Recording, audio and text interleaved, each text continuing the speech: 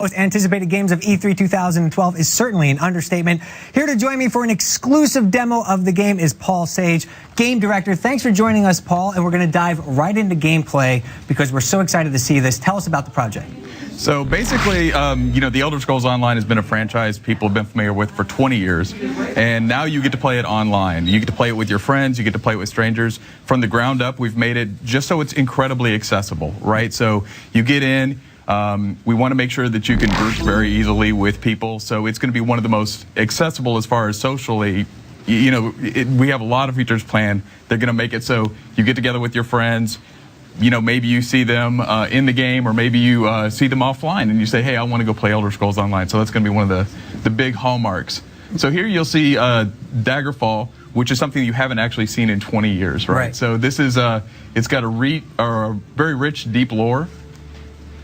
And this is, as you can see the art style. So the art style is this, it's incredible. It spans all the cultures. Yeah, I mean, it's so big. I mean, obviously you had a lot of decisions to make in terms of the art style. How are we going to represent this in MMO form? The locations, places that you've talked about already, like Skyrim and Daggerfall and things like that. Where are we going to be able to go, and how are we going to be able to explore as well?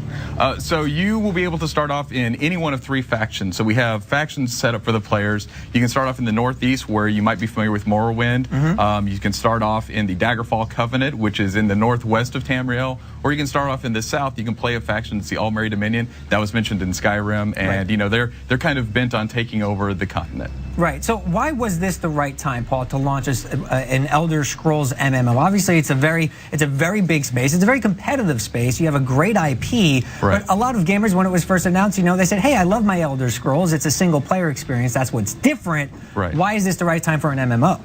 I think it's just a matter of, it's just got to be a great game. It's got to be a great RPG. But there were a lot of people, myself included, who are saying, I want to play this online. I want to play it with a bunch of other people. When you take things to the next level, you get other people in, you can see like the world actually changes, not just because of the changes that the development team makes, but other players bring to it. So it's really dynamic feeling. It's a great game. Okay, and talk a little bit about the gameplay mechanics. Obviously, people kind of go into MMOs knowing what to expect, but we've seen recent titles like SWTOR and upcoming Guild Wars 2. They're looking to mix things up. What can we expect on the gameplay front that's going to make this an innovative player? So one of the things that we've really worked hard to do was make sure that we take away a lot of the interface from the game and have you concentrate and look into the world. And so the reason we built it that way is so combat is very real-time feeling. So it feels like it's reactive, it's active. As a player, you're blocking, you're using your health, stamina, and magicka stats to really affect combat. And so when players team up,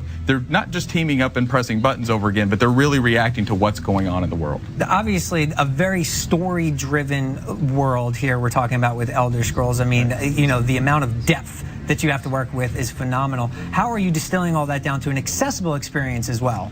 Well, one of the things that's really great about it is the fact that you get to go in and you get to experience the quests the way you want to experience them. So you don't have to go on to a quest path. You can wander around the world.